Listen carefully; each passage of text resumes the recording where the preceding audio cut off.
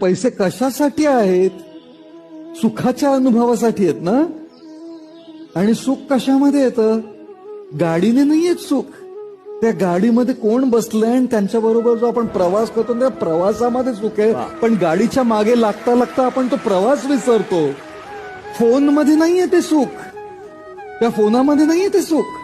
त्या फोनवर आपण कोणाशी संभाषण करतो, काय बोलतो, त्याच्यामध्ये सुख. पण फोनच्या मागे लागता लागता ते संभाषण विसरतो आपण. त्या घरामध्ये नाहीये ते सुख. विटांचं आहे ते घर. फर्निचर आणि विटांनी केलेलं घर आहे ते. पैसे काय करतात? फक्त ते घर आणून देऊ शकतो त्याला. सुख घरामुळे नाहीये हो. घरामध्ये सुख असलं असताना एकटे जरी असताना फर्निचरला किती छान आहेस रे, लाल आहे रे. फर्निचर मध्ये असतं सुख आणि विटांच्या घरामध्ये असलं असतं तर सगळे एकटे राहणारे अगदी सुखी राहिले असते ना. म्हणून फर्निचर आणि विटांच्या घरामध्ये सुख नाहीये, नात्यांमध्ये सुख आहे आपलं.